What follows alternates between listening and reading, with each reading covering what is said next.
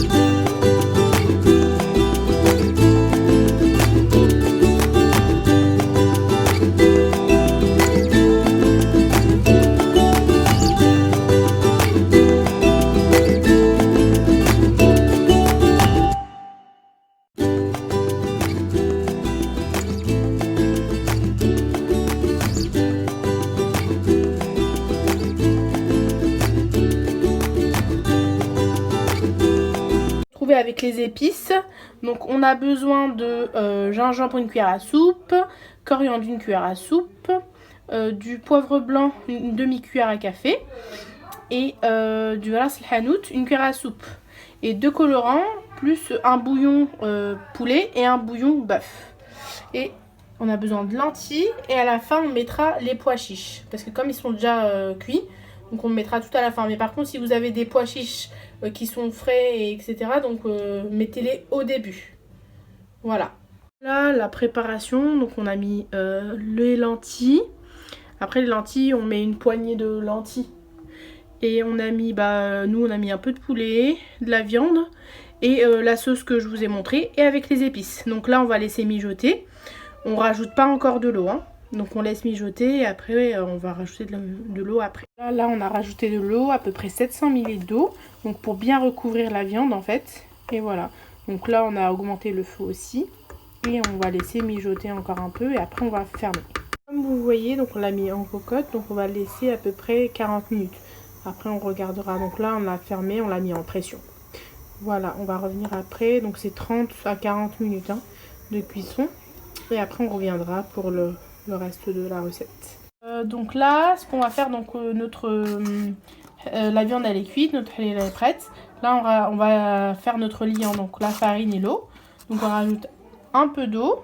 Donc là on fait à peu près 3 cuillères à soupe et on verra en fait au fur et à mesure. Et donc aussi, j'ai oublié de vous montrer aussi la vermicelle qu'on mettra aussi à la fin parce que ça cuit assez rapidement. Donc là on a mis 3 cuillères à soupe dans un peu d'eau. Là, vermicelle, on va. Donc là, vous voyez, donc l'eau, on a la sauce, elle a bien diminué. Donc on rajoute la vermicelle. Voilà. Et là, on va mélanger tout ça.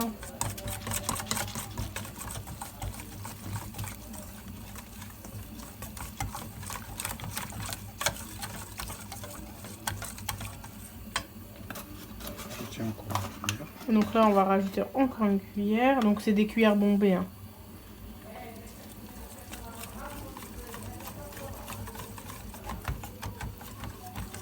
Donc faut bien mélanger pour pas avoir de grumeaux.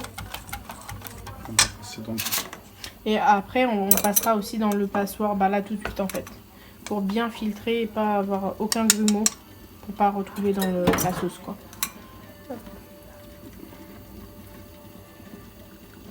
Pas trop épaisse, pas trop liquide. Voilà.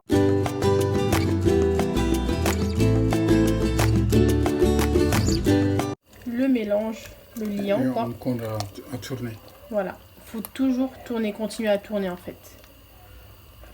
Pour que ça colle pas. Voilà, pour que la farine, elle colle pas.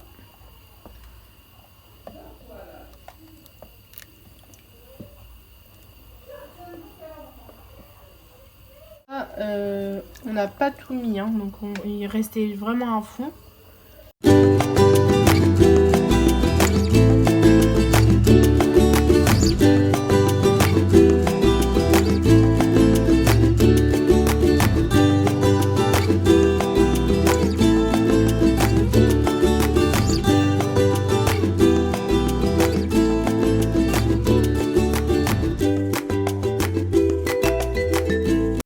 Donc là, ça commence petit à petit.